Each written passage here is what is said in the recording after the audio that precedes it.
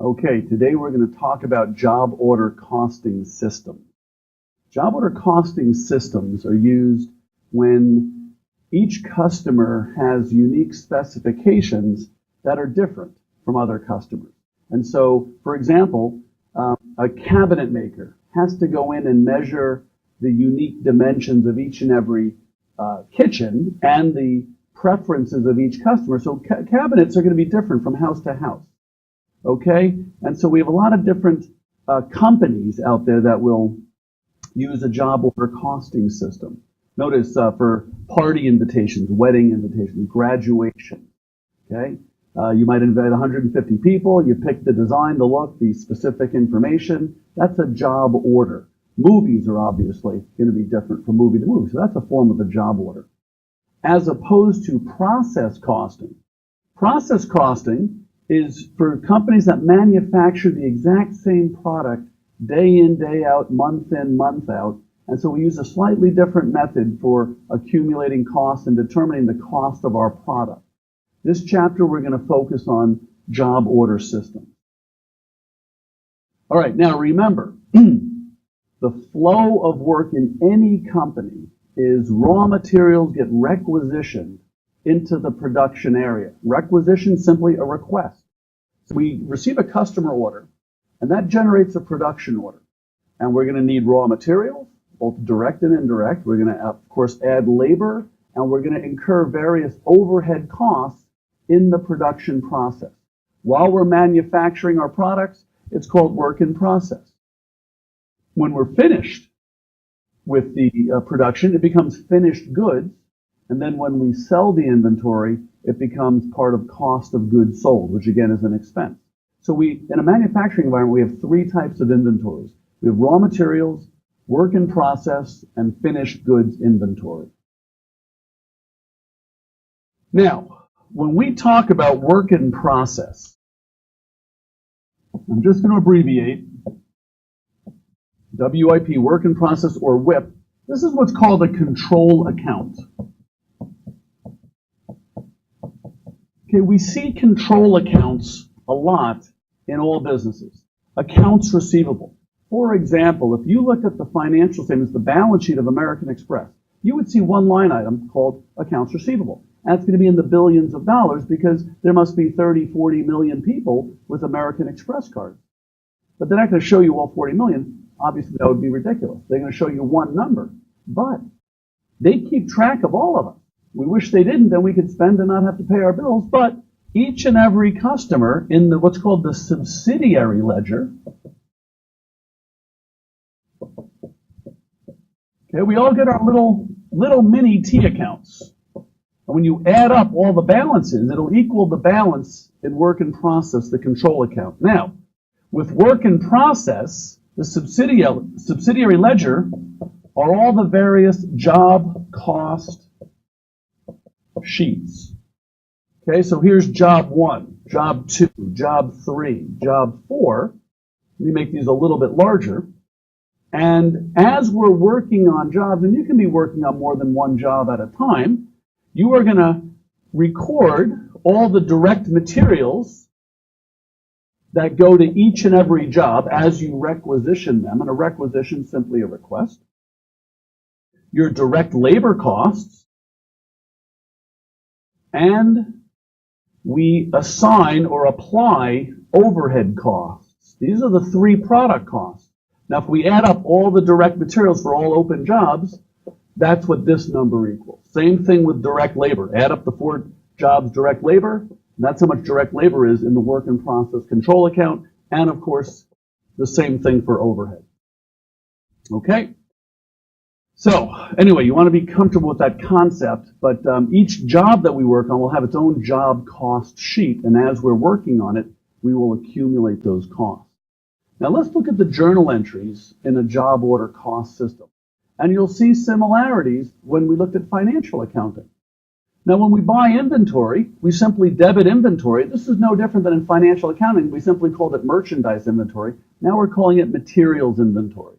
And if you see a journal entry that just says materials, you can assume it's materials inventory.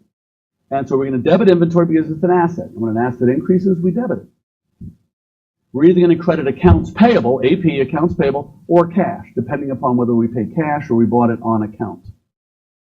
Now, when we requisition materials into the production process, if it's direct materials, notice we debit work in process for direct materials, but overhead costs first go into the overhead account. Indirect materials. Indirect materials go to the overhead account, all right? And notice we're going to credit the inventory since we're pulling it out of the raw materials inventory, and now it's going into work in process inventory, okay?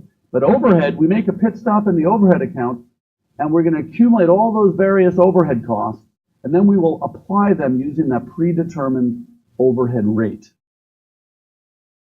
Okay, same thing with labor.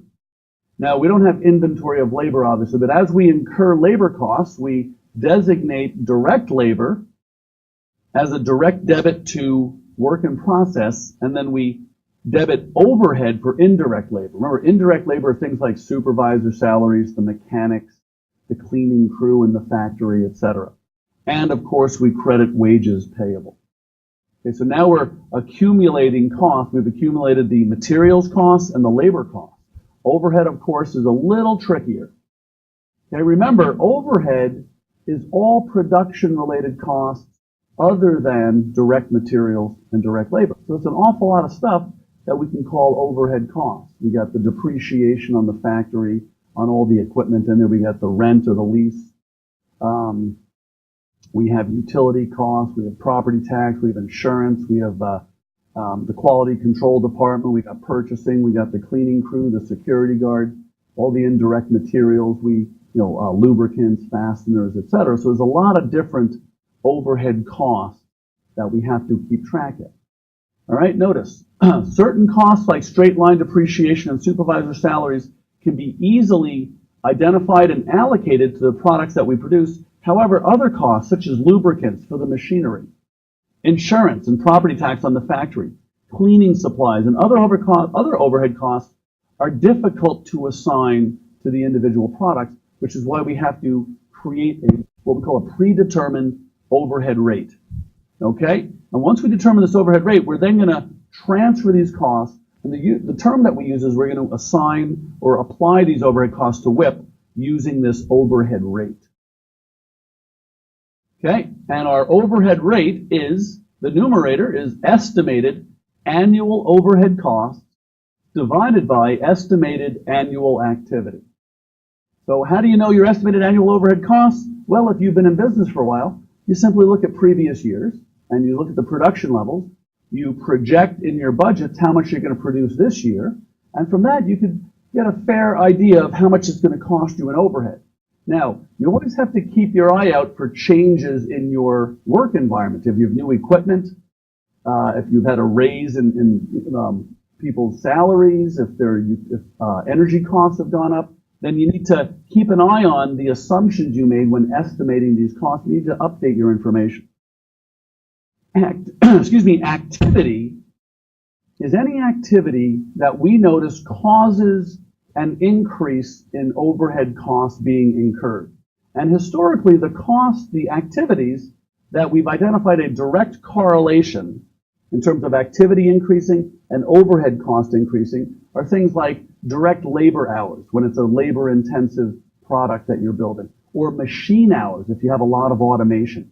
Sometimes you'll use actual units of inventory produced. You might even use the cost of direct labor, what we call direct labor dollars. Okay, these are the four most common activities, and these are the ones we'll use for discussion purposes. There are others. Okay, so we decide on a cost driver, and the activity, the term we use is the cost driver, and this is the relationship, the cause and effect relationship that we're going to use to apply overhead to work in process. Okay, now, this is my overhead T account.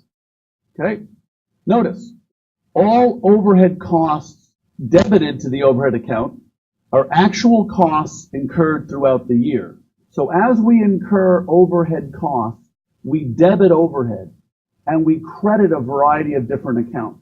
I'll talk about that in a moment. Notice, all amounts credited to the overhead account are estimated amounts applied or transferred to work in process using the predetermined overhead rate, POHR, predetermined overhead rate. Okay, let's take a look at this slide here. As we incur overhead costs, we debit overhead and we credit the various accounts such as accumulated depreciation, utilities payable, prepaid insurance, supplies, salaries payable, and other accounts. Now let's think back to financial accounting, and you may not have taken that for a while, but let's just think back anyway. In financial accounting, we debited depreciation expense, credited accumulated depreciation. We debited utilities expense, credited utilities payable. Debited insurance expense, credited prepaid insurance. Debit supplies expense, credit supplies. Debit salaries expense, credit salaries payable, etc. Okay?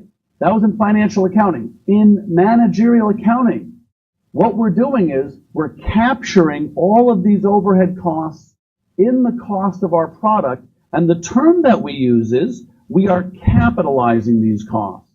Capitalizing costs means that they will be shown as part of the cost of inventory on the balance sheet first. When the inventory is sold, and remember, raw materials, work in process, finished goods, cost of goods sold, when we sell the inventory, then it hits the income statement as part of cost of goods sold, which again is an expense.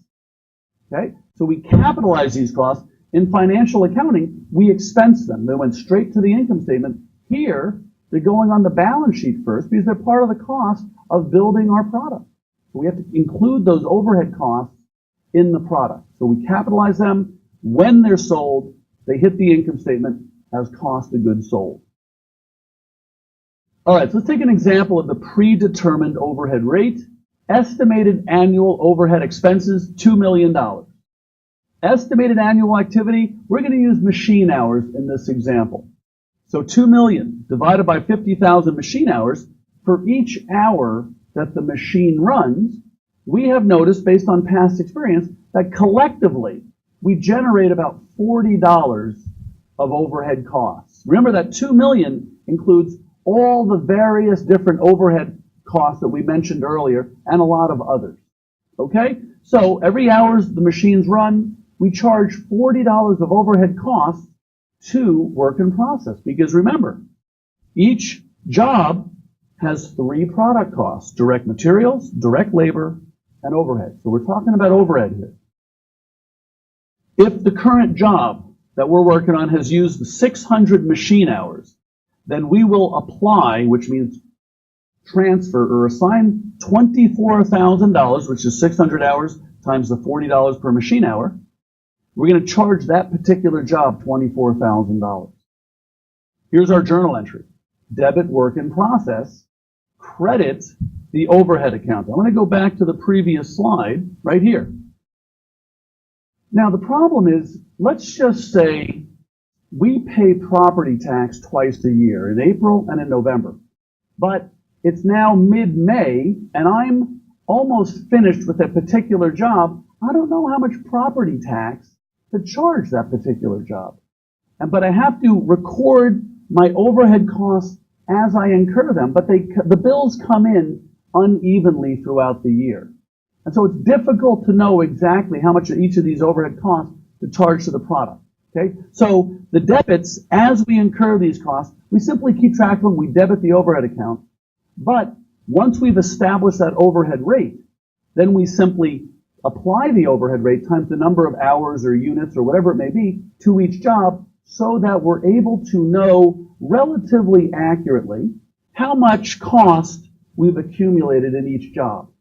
We can't wait till we receive the November property tax bill or pay insurance or whatever other costs we may incur. Okay, this allows us to quickly and on a timely basis know roughly what the costs are in any given job. Because once we finish the job, we're going to ship the goods, and of course we got to bill the customer because we need to get paid.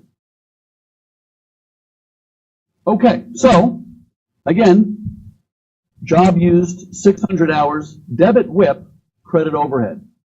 We saw the previous journal entries. Again, it's easy to identify the direct materials. These are the main parts of your product.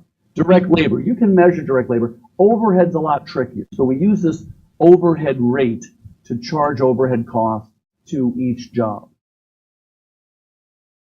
When a job is complete, okay, we've captured our 3 product costs.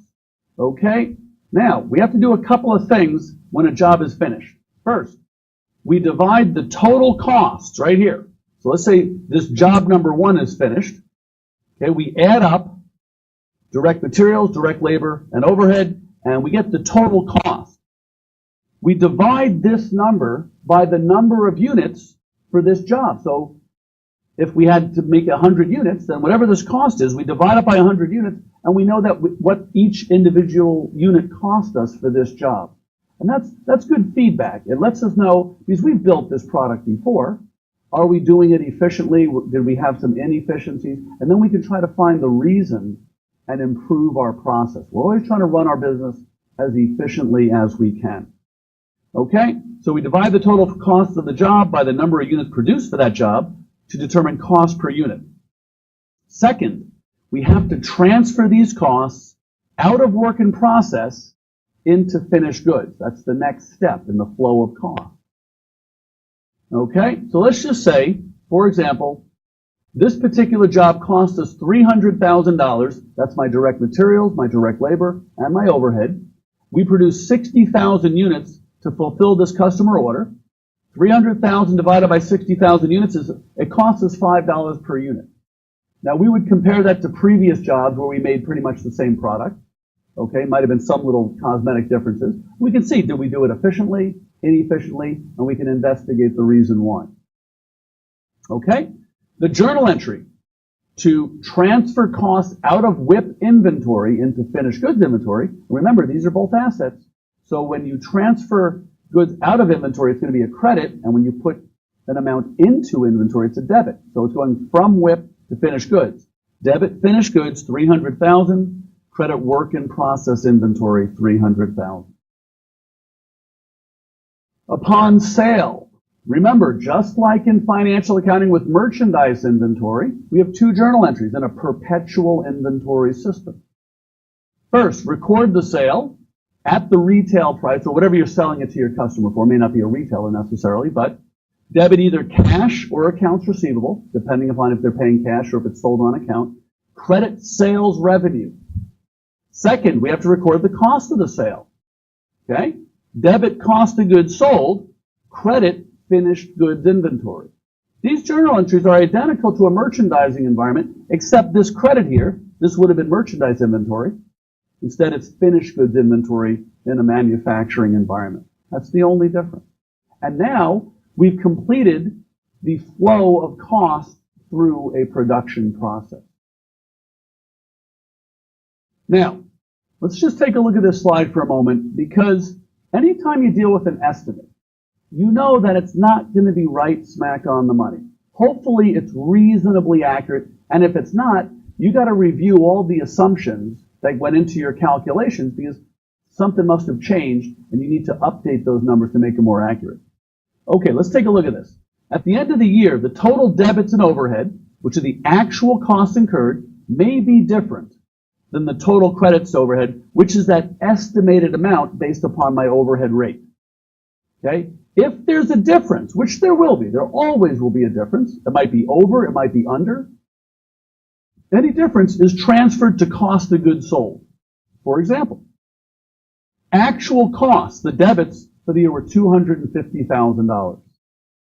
But using my overhead rate, I only applied or transferred $248,000 worth.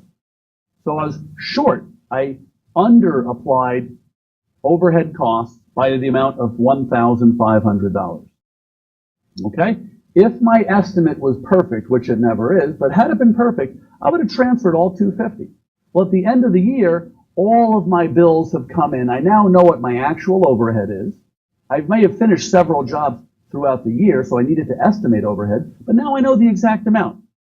Okay, so I've got $1,500 of overhead sitting there that it's a cost I incurred for these jobs. What do I do with it? And as long as that number is considered to be immaterial or insignificant, we simply charge it to cost of goods sold. Okay? And the journal entry is simply debit cost of goods sold, credit overhead. I want to talk about this just for a moment. Technically, if you think about it, that $1,500 could be spread out in 3 different spots. It could still be sitting in work in process, some of it.